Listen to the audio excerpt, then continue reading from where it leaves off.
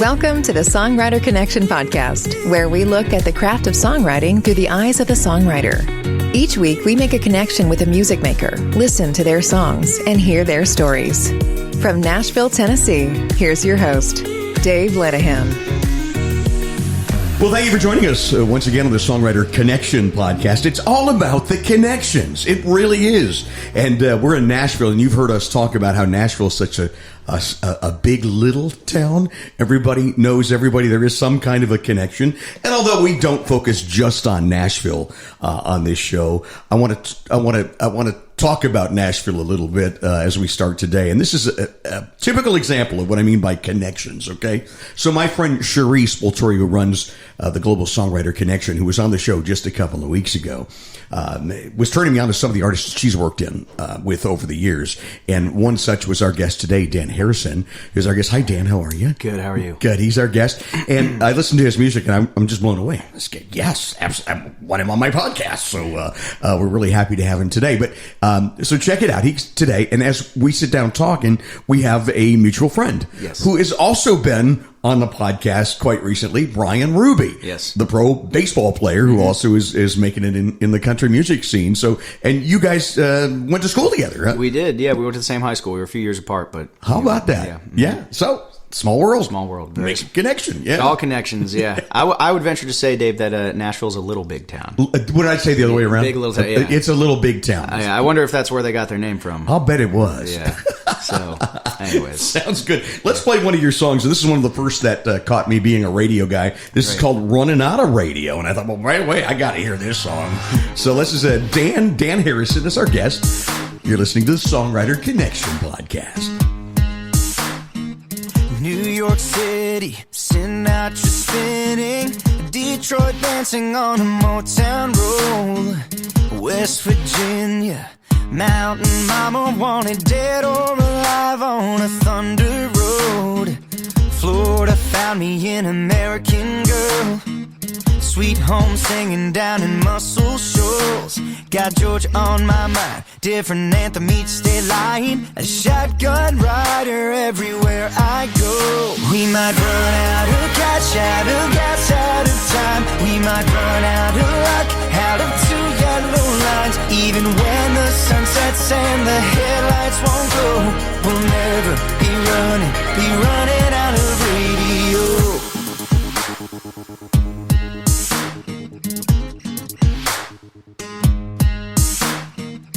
Leaving exes all through Texas, walking in Memphis, Tennessee, Rocky Mountain, high Colorado, cruising the coast in a California dream. There's magic and static reminding me we might run out of cash, out of gas, out of time, we might run out of luck, out of two yellow lines, even when the sun sets and the headlights won't glow, we'll never be running out of radio.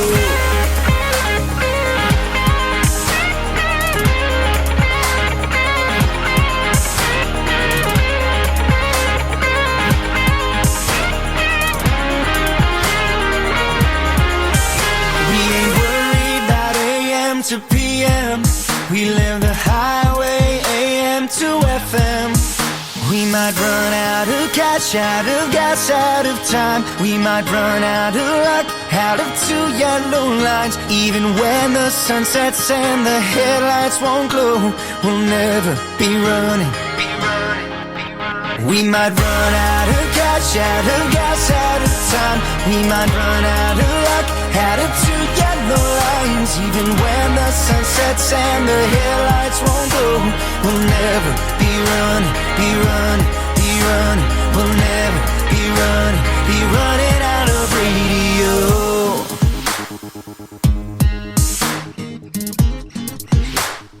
Running out of radio. What a groove. Oh, yeah. Killer. Dan Harrison on Songwriter Connection podcast. What a great song. We might run out of Spotify. We might run out of iTunes, Amazon Music, and YouTube, but we'll never run out of radio. That's right? the third verse we didn't put in yet. So we for the remix, we'll put that in. I love that. That's great. Tell us about this. Now, that was a 2019 single. That was and you've got a lot of new stuff that we're going to talk about. Sure. But that one really caught my ear. Tell us about the writing of that song. Yeah, so that song came out, that was like about the second song I put out when I moved to town. I moved here in April 2018, and I put my first song out in March of 2019, and then this one came out July 2019 so a few months later. Yep, right, way back, BC. Before COVID. Before COVID, yes. That feels like a lifetime ago. It does, doesn't it? But man, it was such a great song that kind of happened as we were writing another song. Actually, it was funny, and I remember the other song, which was also a great song too, and I put out someday. It was called The Right Track. Wow. And it was kind of like we're on the right track to get us in the mood, kind of thing. Like, kind of playing on. I love wordplay. So, yeah, I do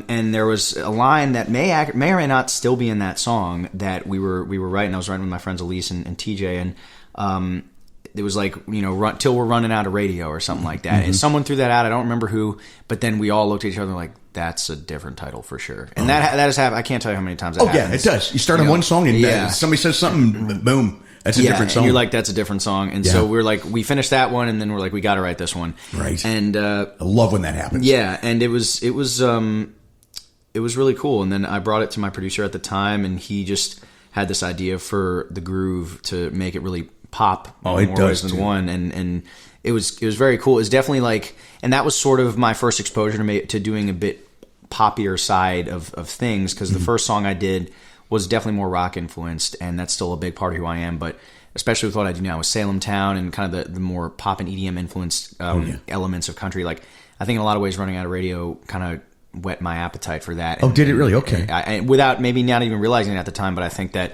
sonically it sort of speaks to this. It helps bridge that gap if you look at my evolution as the songs I've been writing and putting in work sonically, Yeah. And I want to talk about Salem Town, the stuff you're doing right now for sure. But I want to focus in on that song just a little bit. It had to be so much fun to write. When I think about all the allusions to other songs, did you ever count them out how many different songs you had in there? We usually could go through line by line right now. I never really consciously did. But every line is a different song. That was the hope, and that was the goal. And I love writing those songs. I know some people, don't like those songs, or they can't. I love them. The trick is to not be cheesy. It can very easily become cheesy, or just like, you're trying to just shoehorn too many in. No, you stitched them all together very good. We tried to. Very well. We tried to, and maybe I don't know. Maybe if I were to rewrite the song today, I might have taken a different angle. But that's why I wrote it when I wrote it. So and we grow. We grow, and I have a number of songs, including one that I'm planning to put out soon that is one giant song reference, basically, where love it. I think that those are the kinds of songs that are I think the general public can get into and appreciate, of course, but I also think they're like songwriter songs, and I love writing those songs too. Save those for the Bluebird. Yeah, exactly.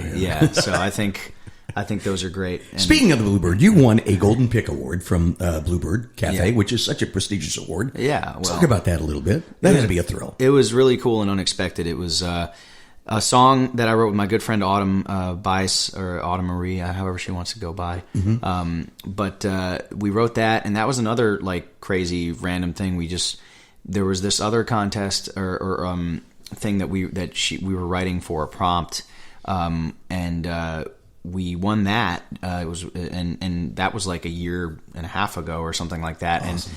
And we joke it's just the song that keeps on giving, because it's done a lot of cool things for us in ways that we didn't expect. So I, thought, hey, well, why the hell not put that one up, see what happens, and it did. So that was really cool.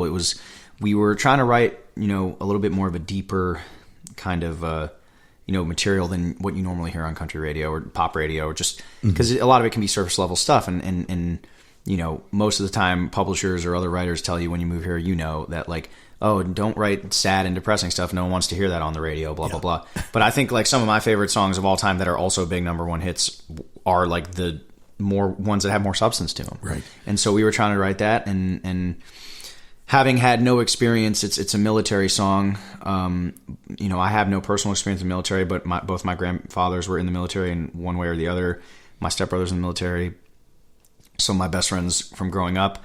I just have a lot of respect for what they do, and I don't think that they get the recognition they deserve. And I think that's what that song was about. And we all struggle with our emotions and our inner kind of thoughts, and I think that's not talked about enough, and that was sort of the goal to highlight with that song. I do want you to play that song, but you said something, you hit on something that I think is really important for songwriters these days, because everywhere you're seeing on pitch sheets and things, they don't want those sad ballads. They leave those up to the artist. Right? Yeah, they don't want them until they hear it though. Yeah, because they don't know what to ask for, to look for. But they're always telling you, we want hit songs, we want up tempo songs, and Mark Allen Barnett, who's been on the show a few times, talks about his first time auditioning at the Bluebird, and he says all the songs were these sad, I'm gonna die and take you with me type songs. Yeah. And he came up and did a funny song, and they said, 3 weeks from tonight we want you back. Yeah.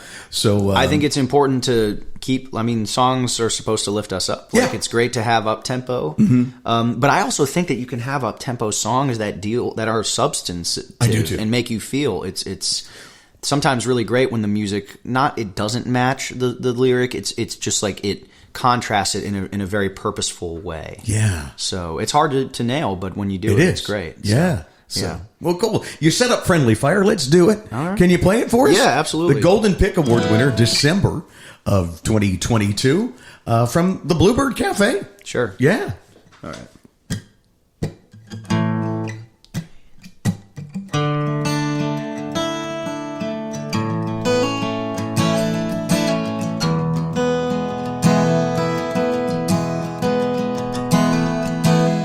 17, plenty green, ain't just the camo on those fatigues. Ready to serve, but can't get served a drink. He's seen the movies, tells his folks most of the action is just for show. Promises he'll come home in one piece. And when he does, we tell him he's home free. And we get the trumpets playing, pin medals on his chest. We think the fighting's over, but it's still there in his head. Act like he's invincible, 'cause he dodged every bullet. But we didn't hear the one in his own chamber till he pulls it, losing freedom's fighters. Soldiers and survivors, it's a friendly fire, a friendly fire.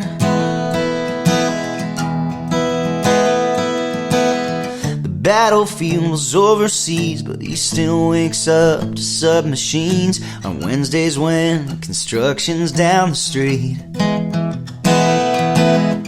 Yellow ribbons off the door, but not for his friend from his second tour. Yeah, this ain't war, but it's the farthest thing from peace. Still we get the trumpets playing, pin medals on his chest. We think the fighting's over, but it's still there in his head. Act like he's invincible, 'cause he dodged every bullet. But we didn't hear the one in his own chamber till he pulls it, losing freedom's fighters. Soldiers and survivors, it's a friendly fire. No one sees it coming, no one brings it up until we lay him down to rest. And we get the trumpets playing, pin medals on his chest. We thought the fighting's over, now we're folding up that flag. Act like he's invincible, 'cause he dodged every bullet. But we didn't hear the one in his own chamber till he pulled it, losing freedom's fighters. Soldiers and survivors, it's a friendly fire, friendly fire.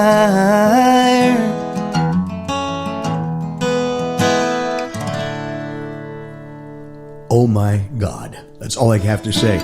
That is some songwriting. Your co-writer on that was who? Autumn Marie. She goes by Autumn Marie sometimes, but Autumn Bice as well. This is her last name. That is some songwriting, my friend. I appreciate that. That is really amazing.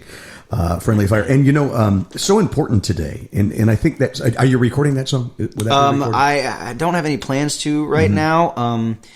I think it's really a song that deserves a platform. And I just want to make sure... Whether it's me, I'd love it to be me. But we're also working on trying to get that song pitched, Autumn's publisher and everything, and I'm sending it out to people. I really think, especially an artist who's a veteran would be very well suited to it, like a Craig Morgan or absolutely, or who else? I don't know. Trace Atkins. Trace Atkins. Yeah, I mean, I would. Yeah. Obviously, that would be amazing. That'd be a life-changing song for me. Well, you hit it right on the head there. That today. There is such a problem with military kids taking their own lives. It's not just even so it can be the people, the parents who are in the military, and it can also then be as a reflection of that because their parents are gone or whatever. I think it's an epidemic in our society, regardless of whether or not you're in the military. But I think there's a particular lack of awareness when it comes to because they literally go out across the seas. We talk a lot about twists in songs and ideas, and if you'd have brought Friendly Fire to me as an idea that you wanted to write, I would have. I'm not sure I would have found that twist to it. I mean, it's a different take on Friendly Fire. Right. Well, I got to give credit to Autumn with that too. I mean, that's the amazing thing about co-writing is we found that, and it was one of those perfect days, it was just me and her in the room, and we just knew exactly what to do with it, and I'm so thankful for that song. And it hit me very hard. Before coming to Nashville, I lived in Cincinnati, Ohio, and when the first Iraq, this was when the Iraq War, after 9/11 broke out, one of the first victims was a neighbor, Sergeant Matt Maupin, who. He was missing for a couple of years. They thought him captured, and then they found out that he was killed. And like I say, if it wasn't the first, among the first. And I remember we do fundraisers, and we would do a lot of things in support of the family. And I remember thinking, there's a line in that song that you just sang that just hit me so hard, because I remember saying one night at one of the benefits that here we are, celebrating the life of Matt Maupin, and if he was here right now, I couldn't even buy him a beer because he's not of age, Oh, wow. I didn't realize that he was under 21. Yeah. Oh my gosh. Yeah. So when you said that in the first verse, I'm like, oh man. Wow. Yeah. I mean, I love this country but no country's perfect. And, and I think there's something wrong where the law that you're not allowed to have a beer, but you can go die. Yeah. So that's something that I'm no legislator, but probably needs to be looked at. Yeah. And I grew up in the 70s and stuff, and I remember. Oh, yeah. You used to be 18, right? Yeah, it used to be. And it used to be 18, but also, too, and I remember at 18, you couldn't vote. Was that 21? Was voting 21? When the Vietnam War was raging, a lot of these young kids were going, well, we can go die, but we can't vote. Yeah, that's right. Also and that makes changed, no sense. Yeah. But so interesting. What a great song, my friend. Thanks for sharing that with us. Of course. Yeah. It's always it's always a tough one to get through. Oh, I'll bet. I'll bet. It's very, very emotional. And I can see why it won. And I think that song's got quite a future. And I wish you the best with it. I appreciate it. Now, you came to Nashville from the Philadelphia area, right? I did, yes. Yeah? Mm-hmm. So tell us about that. What brought you to Nashville, and how did it all start for you? Well, I've been doing music as long as I can remember. Yeah. My parents were both very musical. My dad was self-taught piano and guitar. I mean, there was always a guitar laying around the house, and both of them had a lot of music playing. Whether in the car, I have very strong, specific memories of like mix CDs that my dad has. I can almost tell you the track listing order. From Springsteen to Meatloaf to Dion and the Belmonts, like Queen and Chicago, like classic stuff. Classic rock. Yeah, classic rock. And my mom was a big hair metal person back in the day, and but there wasn't a ton of country. Funnily enough, there was a little bit. A very impressionable point in time in my life was when I saw Walk the Line as a kid, which I am kind of surprised my parents let me see. Wow. But I saw that early, like when it came out, and that was like, wow, Johnny Cash is a badass. And, he was, man. Yeah, and so I listened to a lot of his stuff with my dad, And especially, my dad was particularly a big fan of the later recordings that like he did with Rick Rubin. Oh, those were fantastic. Amazing. And I loved all the stuff. I delved into the older stuff too, but certainly those older ones have just a spirit American to recordings. them. Yeah, the American recordings just have a fantastic. spirit to them that are just otherworldly. Oh yeah. And then my mom was a big Shania Twain fan. Or at least she played it enough that I seem to remember it that way. And I remember she played a lot of the crossover, like amazing 90s female artists. There's really nothing like the 90s country female There really stars. isn't. Yeah. Like Shania, Leanne Rimes, early 2000s, but still that same Faith Hill, Leanne Womack, Reba. Yeah. There was a little less Reba, but than there should have been probably. But I remember Gretchen Wilson too. Oh, Gretchen, sure. My mom's this... Beverly Hills raised, girl, and she was. I remember listening to Redneck Woman in the car with her, and that's about the farthest thing we could be from. And but great music is great music, and it really is, and you connect to it. And Shania.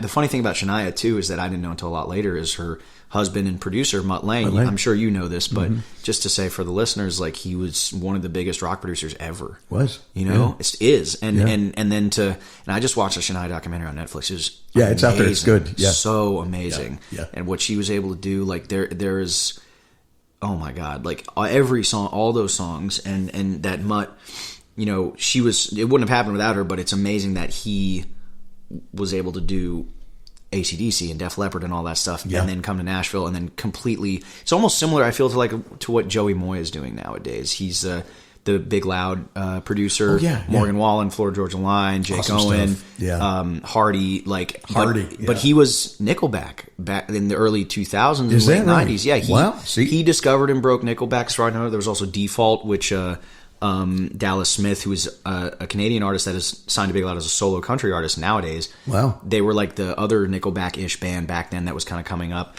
But and if you listen to Nickelback's productions and you listen to what Joey does with, like, you hear the through line. I mean, Joey is probably single-handedly one of the biggest architects of the modern country sound. Wow. Along with Dan Huff, and there's a bunch of other producers, Jay Joyce, of course. But that certainly that hip hop influence, very rock heavy. I hesitate to say bro country because that to just say that's all that Joey did is a disservice. No. But I like elements of bro country too, so I can't deny that. And he just really. But it's so crazy that he was already a Hall of Fame level kind of guy, and then completely different career in Nashville, arguably more successful. So that was kind of side note, bit of tangent there. But yeah, I listened to a lot of stuff growing up in Philly, but country was probably about the least, just because it's apart from what I mentioned, there just wasn't. My friends didn't listen to it. It's Garth Brooks. Didn't have stuff online, and I didn't, and there wasn't really any Walmarts near me. There was that where he sold his stuff, so I didn't really get into country music. I listened to the Eagles a lot with my dad, and I think that definitely, obviously, has a lot of through lines to country music, and other things. But country music for me was a little bit of an enigma, and even though I find out later that XTU, the radio station in Philly, is one of the largest in the country, and because you go 20 minutes outside Philadelphia, you're in the country pretty much. So that's why. But country music kind of came to me a little bit later on. But I grew up. Now, is that why you came to Nashville? Was it the interest in country music, or just music? It was both. I mean, I think. At the end of the day, I had plans. So I was actually born in Los Angeles. Okay. I moved to Philly when I was 5, but I had thoughts to move to LA after college because it was like, I still have family out there. Great it's music LA. scene. It's something everyone that Tom Petty, the Eagles, all the other people I love that came out from there, Van Halen, Jackson Brown. But I just heard from so many people that, like, especially if you want to forget about country music. Obviously, if you want to do country music, you got to go to Nashville, but. A, it's more affordable. B, it's songwriter's town. I mean, you want to learn to be whatever genre you want to do. I think everyone should come to Nashville because you'll learn to be the best writer you can be, and you can apply that to any genre. I know Ed Sheeran comes to town, Camila Cabello comes to town. They want to write. This is the songwriter capital. There's great songwriters all over the world, but this is where they understand it. This is where there's a city that was like made for us. So knowing that, you said I got to get and be a part of it. Yeah. However long I stay here. Whatever happens, I know I need to build my foundation here as a songwriter because that's going to make me the best artist I can be. That's great. And I don't think I'm leaving anytime soon. So you're loving it here. I love it here. It'll be 5 years in April, and I can't believe how the time has flown. But no, I think that anyone that has any interest in doing music of any kind, if they're not coming here for a little bit, they're missing a critical piece. How did you find the community when you came in? Did you know people ahead of time? Or? Very few. I had a college room hallmate who lived here, and I crashed with him when I first moved here on his couch. But honestly, I maybe knew like one other person through a fraternity connection, and then it just kind of snowballed from there. It's just an exponential growth. Like again, BC, you know, I really feel so much sympathy for people that are moving here during COVID and now. Like, I wonder how they found that community, you know, because it must have been a lot harder. I was very fortunate and just so excited to be here that I was, honestly, those first few months, I probably didn't stay in one night. I probably was out every night because there's always something like between writers' rounds, whiskey jam, just everything. And I was just meeting so many people, you know, playing at Belcourt back when that was still open. Yeah, missed that place. Yeah, me too. Belcourt Taps. Yeah, so... You know, I met so many people, and they talk about, you know, they talk about when you move here, you find your class, and it really is true, because some of my best friends are the ones that I met from the beginning here, and we're all coming up together, you know, and it's how it works. It's how it works, and it is really an amazing thing to see because your friend's success is your success. And exactly. It all rises together. So we're recording this in January, and just this past weekend on the Grand Ole Opry was this group that really made it big on The Voice called Worth the Wait. And they played on the Grand Ole Opry, and it's in January. It's Opry at the Ryman, which makes it even more special. Oh man, that would be my dream. So Worth the Wait played at the Opry, and one of my friends and co-writers, Scott Barrier, wrote the song. Oh hell yeah! Vinyl. I love Scott. Revival. Do you love Scott? Great. Another connection there. He wrote the song, and he's there watching them play his songs on the Ryman stage. Amazing. Yeah, I mean, there you go. So unbelievable. Connections again, networking. Connections. Yeah. So it's just being around here, and I just really made a point to just like meet as many people as possible, and I still try and do that. I mean, I think it's easy once you've been here a little while to kind of settle into your thing and be like, nah, I'm not going to go out, but and you definitely don't want to burn yourself out because I think before the pandemic, I don't want to say I'm glad it happened, but it was a much needed break because I was definitely going all cylinders, and I needed writing all day. Yeah, and just had no sense of balance, and I think I have a much stronger sense of that now. But it's still at the same time it's important to like be out there, and that's so much of how things get done in this town. Call it, you know, you can not like it or like it. It's just the way it is. That's not the only way things get done, but so much of it is being out and being seen and playing the shows, networking, connections. It's all about connections. Absolutely. Yes. So talk a little bit about what you're doing now, and then maybe set us up for one of your new songs. Sure. Yeah. I've been in a duo for a little bit, as I mentioned earlier, Salem Town. Yeah. Which has been a really great experience and something that I did not plan to happen. That was again a pandemic sort of lemonade from the lemons kind of thing. Kind of like on this podcast. Yeah. So we met up, and I wasn't planning on doing a duo, but we just started writing, and next thing I knew, we had a bunch of great songs that were recorded, and I had plans for my solo stuff, but nothing was even close to being done or ready, and it was like, let's just do this and see what happens. And we got on some pretty cool Spotify playlists right from the get-go, which was surprising and very much an honor, and people just really seem to like it, and it's different from what I do with my solo stuff, and I'm getting ready to put out new solo stuff for the first time in a long time, which I'm really, really excited about, and I'll play some for you in a second. But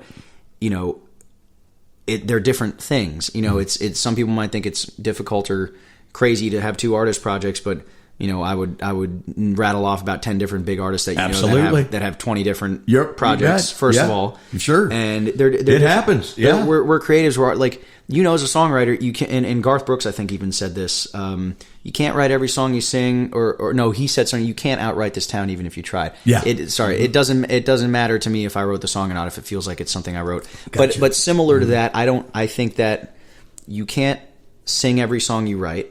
Just like you can't. That's true. Just like you don't need to write every song you sing. It's different, slightly different, but it's not literally possible to sing every song you write when you're a songwriter or an artist or stuff like that. So, and you can also recognize that you love a song, but it might not fit you. Yeah. And so, Salem Town is a great opportunity to do something different. I think it's still country music. It's still my voice, my writing, along with my duo partner Patrick's, that really blends into this cool different thing that I couldn't do as a solo artist, and vice versa. That's cool. So Salem Town is you and Patrick? Yes, Patrick Cornell is his name. And you've been writing together for... it's been about 3 years now at this point. Isn't that awesome? Yeah, or maybe 3. Yeah, 3's about right. So is there any music out there that we can look for in your Salem Town? Absolutely. Salem Town, I honestly have more Salem Town music out right now than I do solo music. No kidding. Up to this point. Well, we're going to find you. Yeah, so we're all on there. It's Salem Town, one word, no E on the end.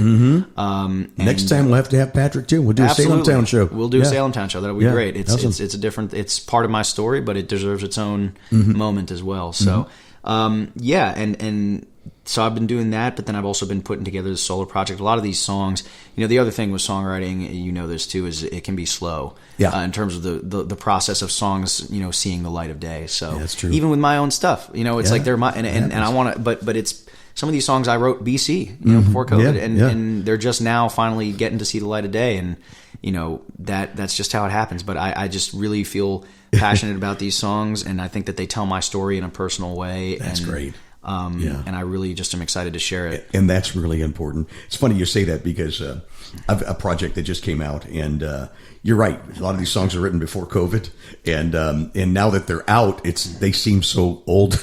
Yeah, well, that's the other thing too. That's funny. I mean, playing Running Out, I haven't listened to that record in a while, but songs come back, and it's crazy how they hit you. Yeah. Which is another title I've written, by the way. Songs Come Back. So I could. That's a fun one. Yeah. That sounds like but no, it's really interesting. And I was playing around last week, and a friend of mine was saying like, oh, I feel like as songwriters, the second we have written the song or like put the song out, we're done with it and we're on to the next one. Yeah. Even though we need to be promoting it and all that stuff, like our songwriter brains are so like, what is the next cool thing? Like, okay, I exploited that idea as best as it could be exploited.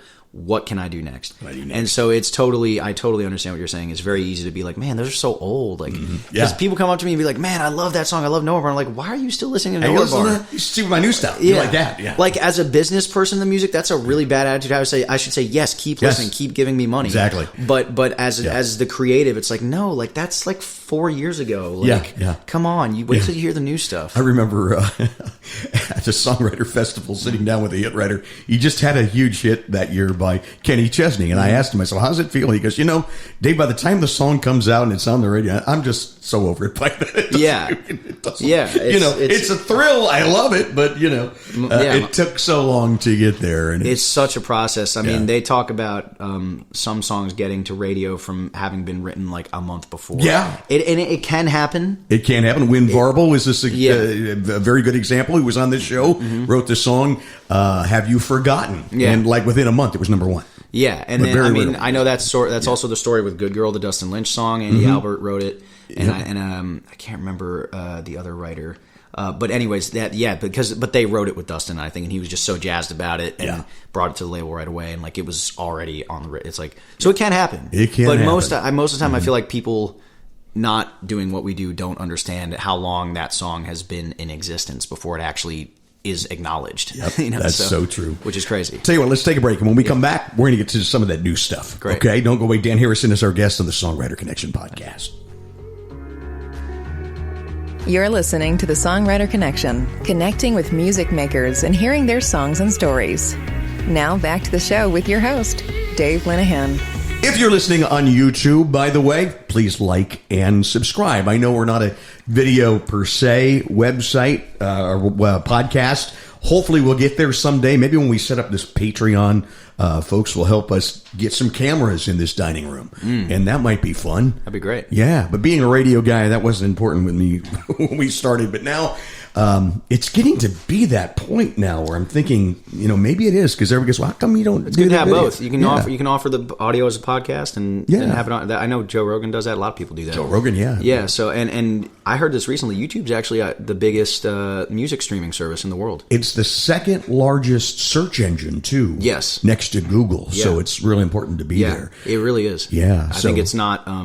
I think especially in this town, everyone's like TikTok, Reels. TikTok, Reels, yeah. YouTube's pretty. Don't sleep on it. Shorts, we're getting in on shorts. So I think you got to be there. So thanks for listening on YouTube and helping us spread the word and subscribing, because that's really growing too. Yeah. We're over 200,000 downloads and subscriptions now, thanks to you spreading the word. Dan Harrison is our guest. We talked a little bit about Salem Town and the new stuff you're doing. How about playing us one of those new songs here, Dan? Cool. Yeah. Let me see. I'm gonna do one. Man, it's always hard to choose. Yeah, it is, isn't it? I'm gonna do one that I wrote. This is like literally, I think, in the first 6 months that I moved here, and I recorded it and put it out. Awesome. Or I'm going to put it out. But it's just a fun party one. Like I as much as I love writing the serious kind of life songs that we call like a Friendly Fire, I think it's fun to have the upbeat. So I do too. This is one I wrote a long time ago, and it was just kind of based on my college experience and having a fun time. So Great. this one's called "Hangover Here." Wait, let me put the capo on. Hangover Here. Hangover Here.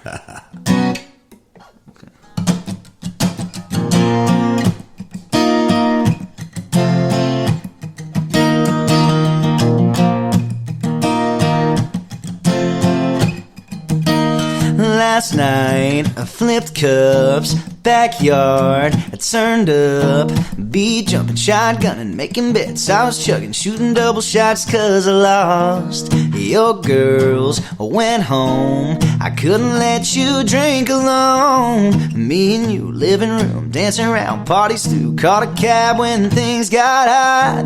Now waking up with a bass drum in our heads, we could call it quits. But girl, how about instead? Shades down, bad hair, phones dead, don't care. The Sunday mornings feeling queasy, but if you stay, it'd be easy. We can wank and bang, shake it off with another beer.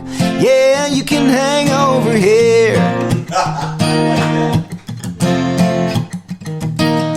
Netflix, turn down, Gatorade, sip now. A couple hours, we'll be fine, you'll be home by 5. We can do it again next Saturday night. Waking up with a bass drum in our heads, we could call it quits. But girl, how about instead? Shades down, bad hair, phones dead, don't care. The Sunday mornings feeling queasy, but if you stay, it'd be easy. We could wank and bake, shake it off with another beer. Yeah, you can hang over here.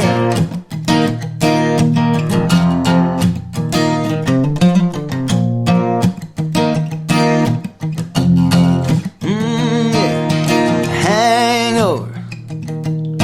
Oh, we can get a little hydrated. Hangover. But let's let the day stay wasted. Waking up with our bass drum in our heads, we could call it quits. But girl, how about instead? Shades down, bad hair, phones dead, don't care. The Sunday mornings feeling queasy, but if you stay, it'd be easy. We could wake and bang, shake it off with another beer. Yeah, you can hang over here. Yeah, you can hang over here. Come on, girl, hang over here.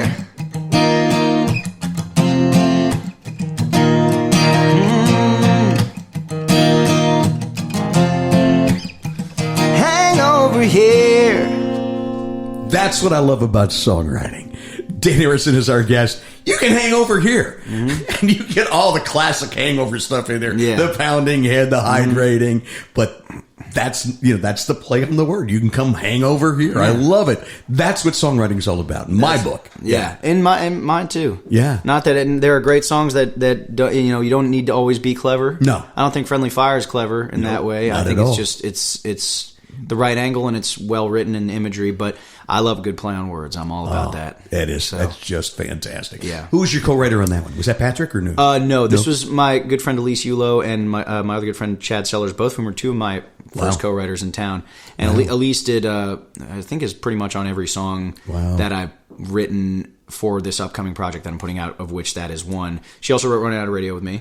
And she also wrote the most recent Salem Town single that we just put out. So as this is coming out March the 1st, so this new record's out by now, right? Or no? No, the new record that I'm putting out is not out yet. The first single, which I could also play, I haven't played it yet, we're shooting for February 13th, just in time for Valentine's Day, because it's a love song. So here being March, it's right. I forgot this. Yeah, coming out in March. we're recording so the record in is January, out. but we right, correct. But the I'm record still is getting out used now. to time. My record is out now. Good. Let's say that. And we can find it on all platforms. All platforms. And you have your own webpage as well. I do, yes. At danharrisonmusic.com. There's also ilovesalemtown.com. Right. And the social medias are the same as the URL. So at Dan Harrison Music, at I Love Salem Town. Should be easy simple to enough. find. So please do that. We do. I'm working on one of my own, and hopefully it's up by now as we talk, which just is Dave Connection, because we've got the Songwriter Connection, we've got the Nashville Connection radio show. And then we'll have the music in there as well. So Dan, good. We'll look for you there. Awesome. Tell me about this new song that just came out. Maybe you can share that with us too. Sure.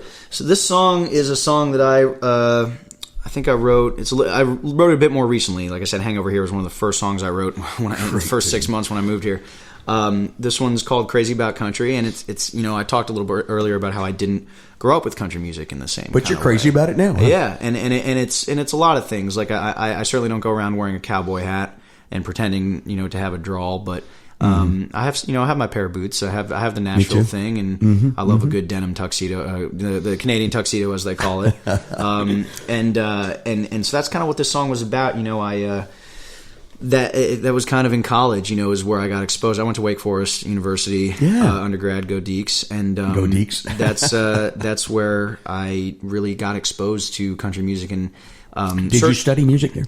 A little bit. I was a philosophy and a Spanish double major actually. And a film minor too, and all of which good has actually education been, for a songwriter. Yeah, I mean, all of it was incredibly. I'd already known music and been playing music. Of course, I wish I knew more theory, and I learn as much as I can on the side. But me too. Philosophy and Spanish are both incredibly useful for my songwriting because I definitely think I love coming up with the ideas, and philosophy is all about the precision of language.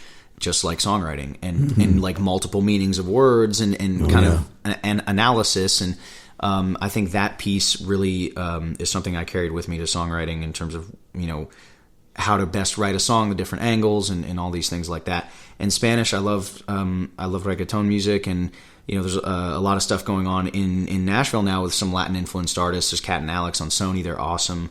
And I would love someday to be able to write a song that incorporates some Spanish weather production elements, even some Spanish guitar. There's something about a Spanish guitar. Yeah, nylon string, or and some Spanish lyrics too. I'd love to do a duet with a Latin artist. Like Jake Owen has a great song on his last record called "Señorita," not to be confused with the Justin Timberlake song or the Shawn Mendes and Camila Cabello song. But all three are totally different songs, and all three are awesome songs, and they're all called "Señorita." But he did a duet with Lily Pons, which I love. It's so great.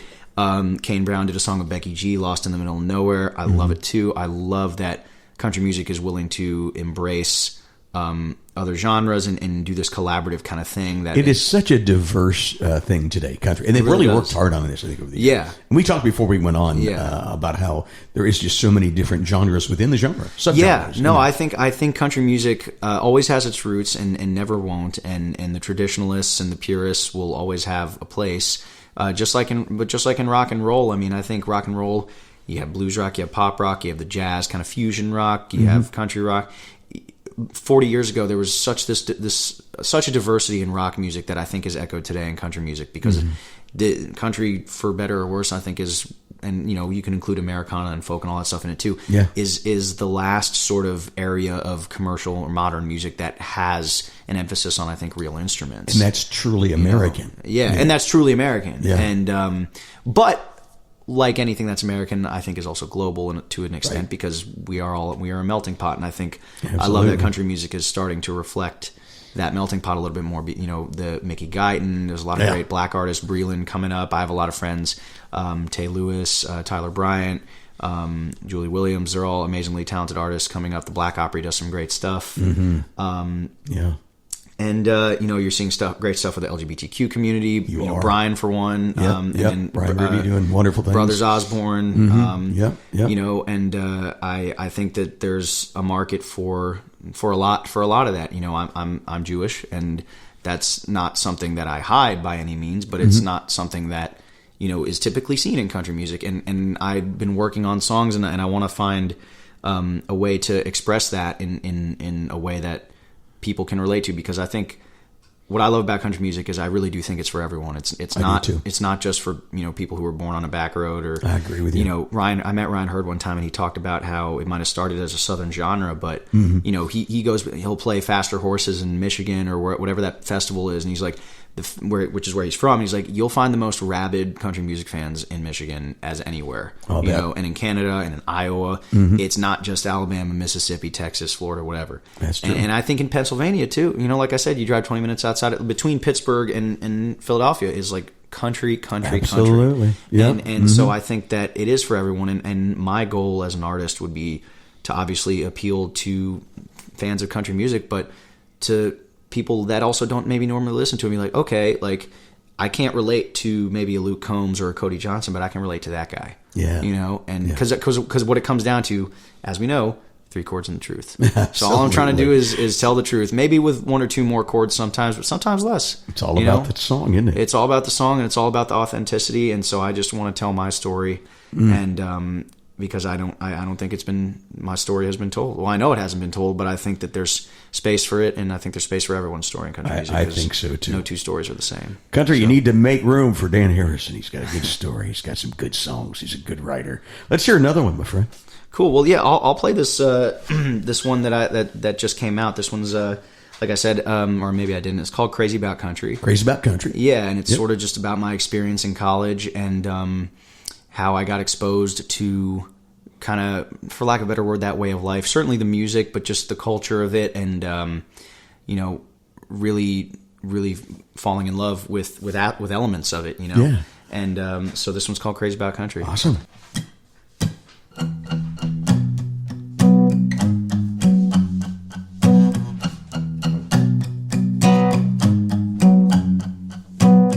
Didn't grow up preachers and pews, but she's got me praying. Never wore out back roads and boots, but she's got me chasing. A shot of whiskey with some sweet tea, Southern comfort from a Mason. Got a taste of fire in her Carolina smile, made me wanna stay a while. Now I love baby blue skies and her summer dress breeze, a white picket kind of living on a blanket you'll miss it street. She's sweet as a taste of strawberry wine. I'm stuck on her like Tennessee honey. Got this city boy buzzing. I'm crazy about country.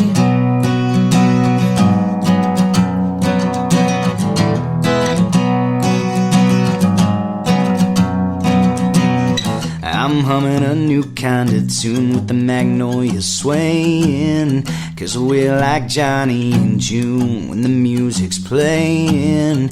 And my heart knows she's my homegrown, so I ain't ever letting go of those baby blue skies and the summer dress breeze, a white picket kind of living on a blanket you'll miss it street. She's sweet as a taste of strawberry wine. I'm stuck on her like Tennessee honey. Got this city boy buzzing. I'm crazy about country miles, country style, living like a country song. Her country kind of country wild's got me loving her country strong. 'Cause I love baby blue skies and the summer dress breeze, a white picket kind of living on a blanket you'll miss it street. She's sweet as a taste of strawberry wine. I'm stuck on her like Tennessee honey. Got this city boy buzzing. I'm crazy about country. Crazy about country. Crazy. I'm crazy about country.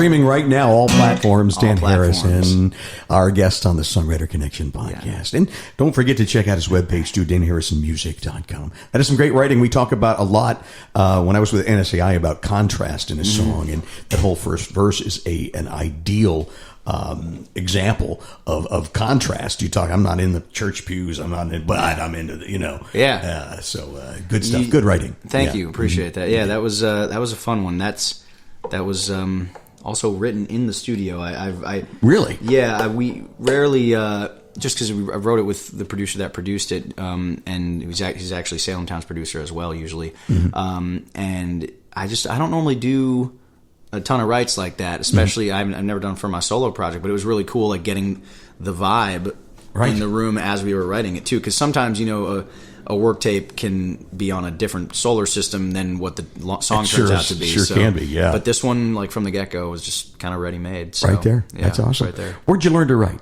I don't know. Well, I played a lot of natural talent, I would think. I don't know about that. I think I just surrounded myself with the right people and it rubbed off. But I was listening, so that's good. I've been playing guitar since I was about 11 or 12, and singing my whole life, and I honestly didn't write a ton growing up. I wrote a little bit. I had a few songs that you will never hear, and a little bit in college too. That was a little bit better. But I honestly I was really big into playing guitar and like really more into rock stuff, and so it was like Eddie Van Halen, and like I just loved like playing those solos and those parts, and I wanted to be a singer and be in a band, but none of my friends. I didn't grow up. I feel like if I would have had the opportunity, I would be in a rock band, but I just didn't have that where I grew up. None of my friends were as interested in pursuing it as I was, and but I just didn't really know what to write about. Also, at the same time, like I loved Bruce Springsteen, that was a big thing, and the Eagles. I loved a lot of great songwriters growing up, but for whatever reason, the light switch didn't click for me until a little later, and. A lot of the stuff I was listening to was also like rock, like Queen or AC/DC or Kiss, and a 15-year-old suburban kid in Philly. Like I couldn't really relate to it. I didn't get into too much trouble. I was, pretty straight-laced. I went to school parties, but I didn't really drink too much. I was a track athlete and really focused on that. And so the thing with country music that really opened my eyes and ears was, the songwriting. Because me too. I got down to Winston-Salem, and it was guys at the time that were coming up where Eric Church had been out for a little bit, but he was really like hitting his stride. Jake Owen, Zach Brown Band, early Zach Brown, early FGL, early Sam Hunt, Brad Paisley. Brad Paisley was the first country concert I ever saw. Wow. Unbelievable. There's a good one. Your first concert. Everything from the writing to and it showed me, it's like, oh, okay, I can tell my story. I can like it. It doesn't have to be about back roads and trucks and all that stuff. Like there's cool imagery to use when it's appropriate, like with Crazy About Country. That makes sense to use that imagery there to kind of play on the theme. But it really showed me that, it doesn't have to all be sex, drugs, and rock and roll. Even though that stuff's cool too. I love playing those songs, and since I think since I've matured, I feel like I could write about anything if there's the right idea. But I just didn't connect until the right time, until I was supposed to, I guess. Well, you are some kind of songwriter, my friend, and I thank you for taking the time to being on the show. And I thank you for having me. All the best success. Stay in touch with me. Keep us posted, and when we come back, when we have you back, I want you to bring Patrick. We'll do the same on the Tom thing. Okay? Absolutely, we will. Awesome. Thanks for joining us on Songwriter Connection Podcast. We'll catch you next week. Okay. Thank you for listening to the Songwriter Connection Podcast. Find us on social media at Songwriter Connection. Also, listen to Dave Lanahan's Nashville Connections radio show. It streams live every Friday morning on WOBL and WNOI. Look for us on Facebook and YouTube. See you next time on Songwriter Connection.